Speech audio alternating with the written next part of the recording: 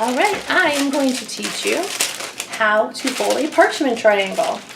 Now for this, I actually only need a small triangle. So I'm going to just use half of this. So in order to make it smaller, and this helps with waste, you don't have to use a parchment triangle. If you don't have any decorating bags at home, that's fine as well. You can actually just slip a decorating tip down into the corner of a small Ziploc bag, and that'll work as well. So I'm going to cut a smaller triangle, and I do like these little wax paper triangles. They're very useful. Mine got a little thin folded out them. Okay, so we're going to start upside down, or sideways rather. And I'm going to take, okay, I'm going to see how my triangle is. I'm going to take the longer corner and fold it. I can do it if I'm not trying to do it on camera. And my parchment paper is a little crinkled. Alright, so I'm going to fold this around, taking this, folding it around and meeting my corner on this side. And I'm going to take my other piece into my other hand and fold it up and around to meeting that exact same corner, but on the outside of our cone. See, the one corner, I brought it up and met on the inside of my cone.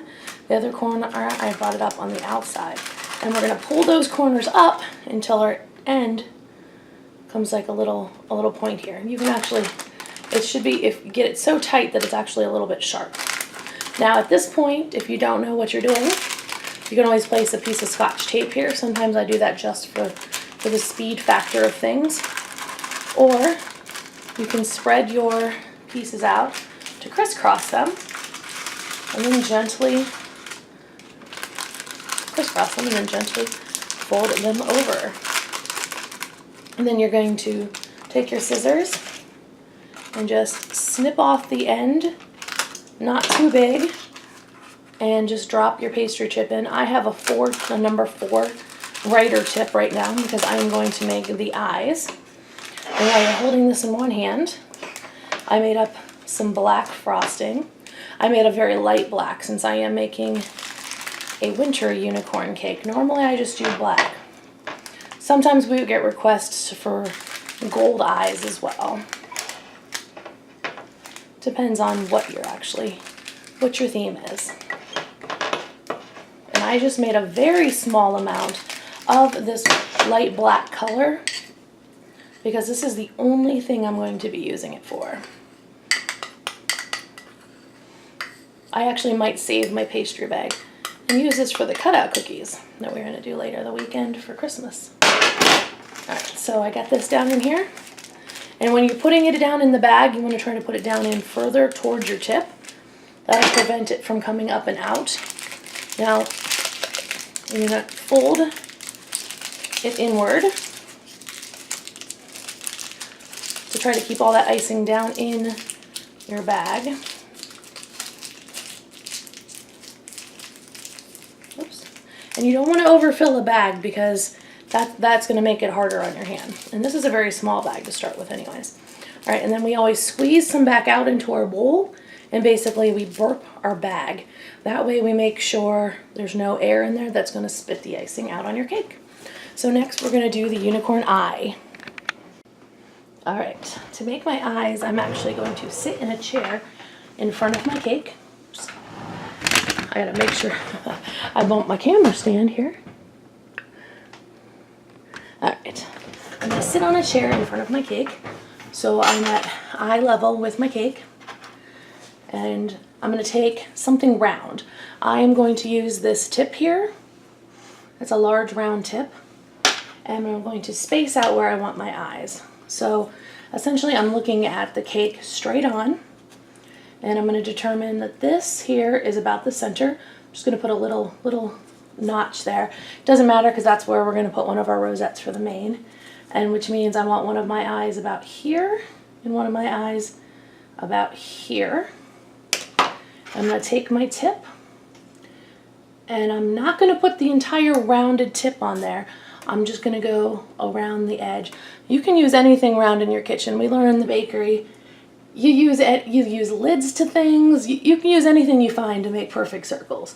I'm gonna do a half circle, so I'm going to start at the left-hand side and just slowly mark where I want my eye. That way my eyes are going to be nice and even. And I got my dryer beeping downstairs. Oh, and you see I bumped the bottom of my tip there a little bit. Just my icing, since I had it in the refrigerator, it's actually pretty nice and dry. I'm just gonna dab slightly. If your finger sticks to it, you can just dab it with a little powdered sugar. So I'm gonna switch over to my other eye. Do it right here on the other side as well. And since I pre-marked where I wanted my eyes, they should match up fairly nicely.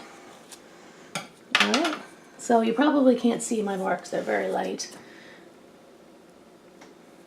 But you know what you can do also is, to get your mark out, you just take a piece of parchment paper and set it over top and get that mark off of there. But for the most part, you won't even notice it. Alright, so I'm going to take my number 4 tip bag. I'm going to start in one edge and squeeze just to get my nice oval shape.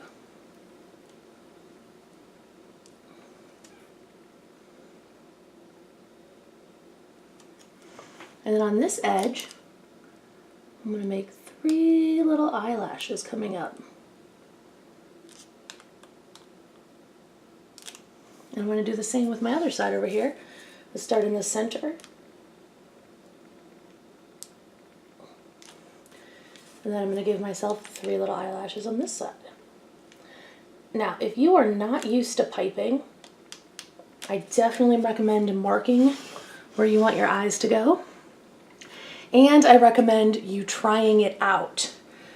Especially if you've never done anything on the side of a cake before. Use a pen on your cake, a pen or pencil on your cake board, or a piece of parchment paper on your cookie sheet. You don't use pen on your cookie sheet, but you know what I'm saying. On a piece of paper, whatever. And practice, practice, practice with your piping bag. You don't want your eyes to be shaky looking. You want them to be nice and rounded and pretty. So practice as much as you can before you actually go to your regular cake to make sure your hand is used to that bag and your hand is not shaky. Nothing ruins a cake worse than shaky, wavy lines in your writing or your small amount of piping. All right, so we got our eyes done here, and next I'm going to make a very light color. I'm going to make a light color for the inside of my ears, and I'm going to make up my colors for my mane. And again, since we're doing a winter theme, I'm going to do a periwinkle and a light blue and maybe a silvery color.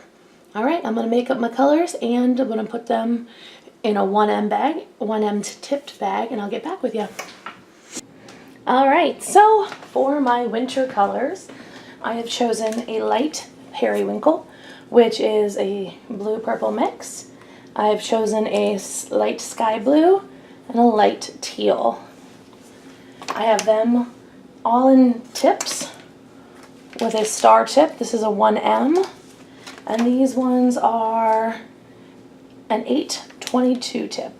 I just want to have something a little bit of a variation. A lot of times I actually put them all in one bag, but since my colors are so similar, I don't want them to muddle together. I also have a bag set up here with a writer tip with one of my colors. And I'm going to take my ears and I'm going to pipe color inside of my ears so it looks like the center of the unicorn ear, and I'm just going to set those aside. Just super, super quick. Just draw the little triangle in there similar to your shape of your ear and set it aside. And we're going to do a border as well. I have a border bag set up for each one of the colors as well. I'm going to pull up my chair so I can get a little closer here. These are number 10 round tips. I'm going to start in my back. That way if my colors don't meet, it doesn't make a big deal. So I'm going to just do a round circle, and I'm going to vary my colors as I go.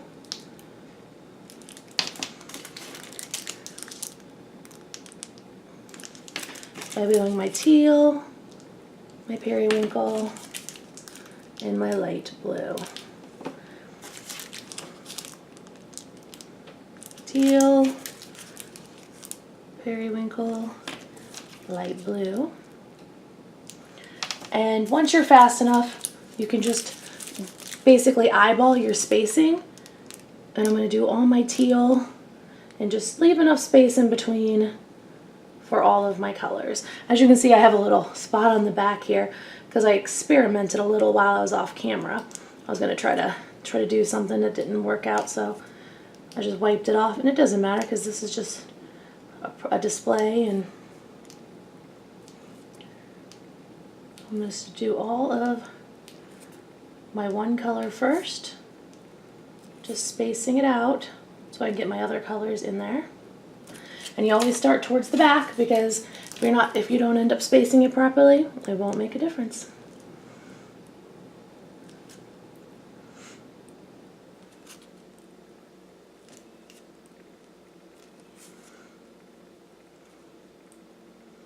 I moved on to my light blue. As you can see, these shades are very similar. I can tell the difference because I'm here in person. You may not even be able to tell the difference on camera. But this is a light teal and a light sky blue. And I'm going to go back with my last color, my periwinkle, and fill in my last space. It's just a quick squeeze and a pull away. Quick squeeze, and then you release your grip and pull away. Quick squeeze, release the grip and pull away. And just make those dots all the way around. And as you can see, they're not perfect little circles at the moment. They've got little pieces on the edge. I'm going to let those set while I'm doing the rest of the cake, and then I should be able to come back down and just tap them out with a dry finger. If they're still too moist, I can just dip my finger in a little bit of powdered sugar and let that dry. All right, so I'm done with these. As you can see, I have a cute little border. And I always like to do my front piece first. So tips on making rosettes. When you're using a 1M tip to make a rosette, you always start, and see I have my little notch here from where I centered my eyeballs. That's where I'm putting my first rosette. So you start in the middle and round out your rosette. And again, this is something I would advise doing on a piece of parchment or your cookie tray first, and then you can always scrape that icing back up with a rubber spatula and put it back in your bowl or in your bag and reuse it. But that way you have plenty of practice making the rosettes. All right, so I have my front rosette. I'm going to switch my color. And again, there is really no method on where you put everything. It's just kind of basically up to you. So I'm just going to keep switching stuff around. And I do advise you do not want to cover your entire head with your mane. That'll be too much. Now I don't know if you can see here, I left a little space because that is exactly where my horn is going to go. I'll do my teal here. And right in those spaces next to where I'm going to put the horn, I made sure I put my buttercream on there first on my rosettes so I could get the ears to stay in. And I see my buttercream's drying a little already, so I can tap down and you don't see my lines of where I piped the center of my ears on. And I like to put my ears on at the same time so I get them in the same place on both sides. And we just stick them down, push them down just slightly in the cake. The frosting should hold them up. Now I'm going to continue with making my mane. I'm going to go back a little further, just taking turns with my colors. and you can take turns with the shapes. Usually we do a lot of rosettes. You can also, since I have a couple of different size bags, you can do a couple little smaller shapes here. Like I like to put this, the teal color or the light blue on and near the periwinkle. Gives it a nice little differential in color. And again, we don't want to go too far back on the top because we want to start bringing it over to our right side. So I'm going to make a few more rosettes here. I'm going to start bringing it down this direction. Now, once you get to the edge, it's a good time to sit back down so you can make things even. Usually you decorate most of a cake while standing up.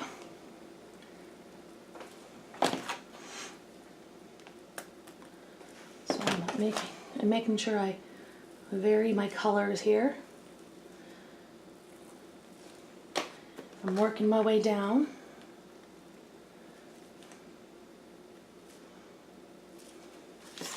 And you're going to want your mane to start to come around to the front and taper off into a thinner piece. Your mane is not going to be as thick down here at the bottom as it was up there at the top. So you're going to start with 3 or 4 rows of rosettes. Oops, I bumped that one. And when you get to the bottom, you're going to have one. See how we're going to taper that and bring it around like it's a cute little, just a cute little pieces of mane coming around there.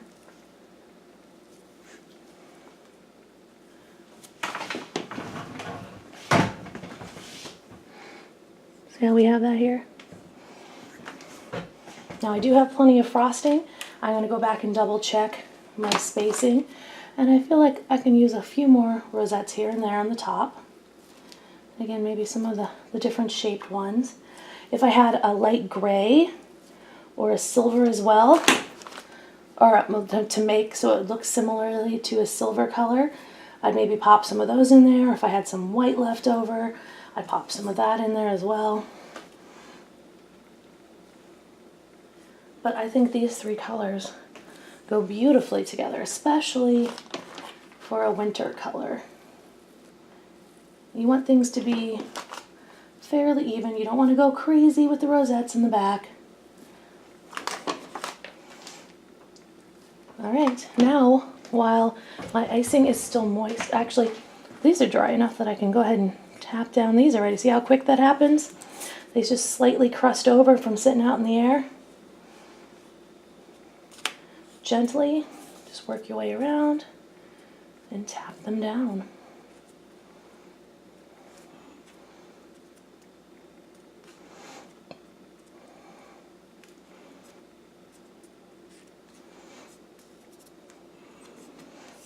Right, that looks nice. Now I'm going to take my snowflakes while my icing is still wet. I put a small one. Oops. I'm going to place a small one right here. Now the small ones I'm going to put more on the side. If it's not sticking, I have my, where's my writer bag? I have my writer bag. I can pipe just a little dot on there. But I'm going to get this mostly while things are still pretty wet.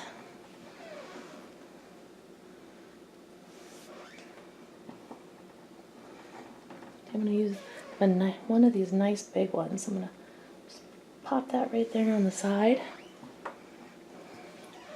Gosh, this looks gorgeous already. I love snowflakes. Again, if you're not probably making a winter themed unicorn cake, you don't have to put snowflakes on it. But I love snowflakes in winter theme colors. I'm actually going to put a little pipe on that one. Stick that down right here as well. Right there on the front. Oh, it's so cute.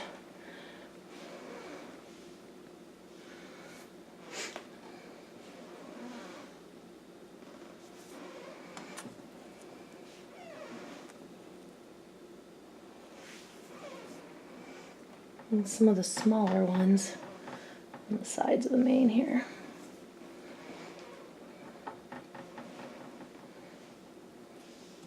And see how I'm aiming them all more towards the front so you can see them from the front of the cake.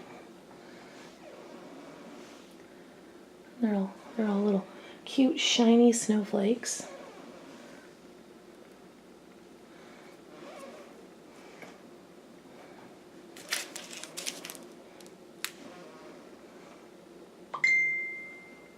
I'm trying to decide where to put them all. I don't have to use them all, but they're so pretty. It's just kind of a guessing game where you decide that you want to put them.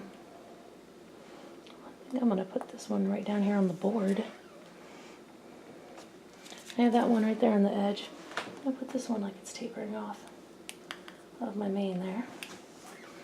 And I think that's enough snowflakes. I think that's super, super gorgeous.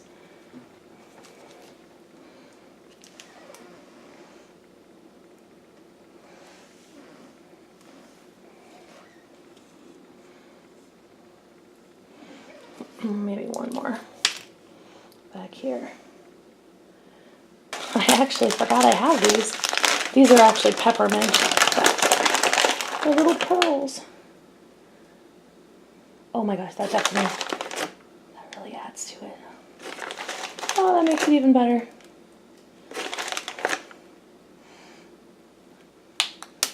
Oh, see, look, they're rolling off.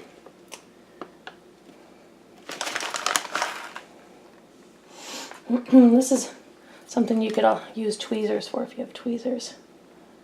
I'm going to use my scissors. Plug that pearl right there in the center. The top ones should just stick. But the ones on the side I'm going to have to gently set on there. Now this is the part where I would like to pull out my airbrush gun and just pearl spray this. And add some sparkly glitter.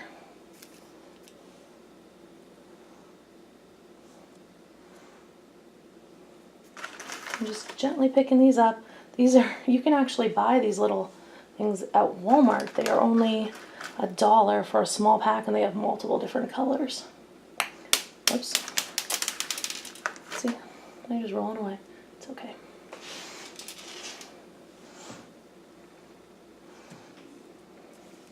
I think that's some of the prettiest unicorn cakes I've ever made.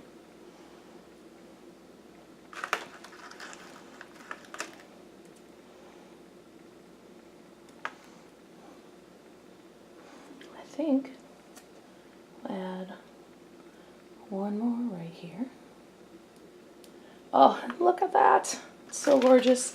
I'm just going to stick my paintbrush down inside my dry luster dust. And just sprinkle this over slightly.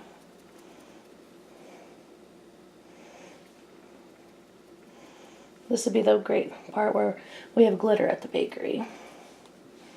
You would pearl spray this and throw the glitter on. Alright, and I'm going to write on the front with the same, I have a very large tip. I don't usually use a tip that big for my writing, but I'm just going to write a name and not happy birthday. Let's see.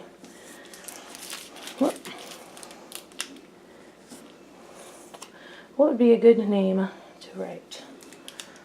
I'm gonna be strong. Be a weirdo. I'm gonna use my own name. I'm just gonna pipe on my own name to finish off the cake. You would pipe on whoever's name the cake is for, obviously. This is for nobody. This is a thick tip. Usually use a thin tip. And you'd write happy birthday and the name coming around.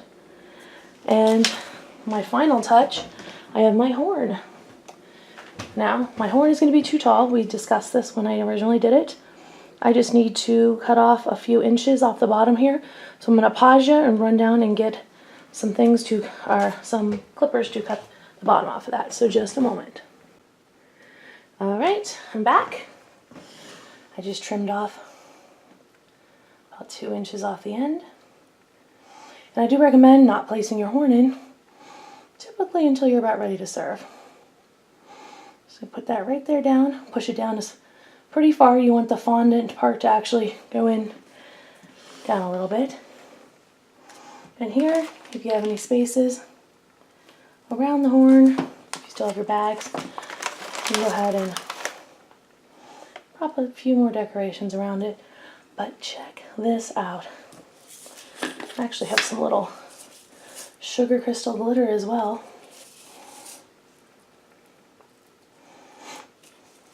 Anything to give it a little extra pretty and shine.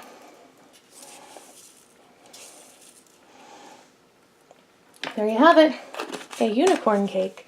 And like I said, you can make this, mine's winter theme. You can make yours with anything you like.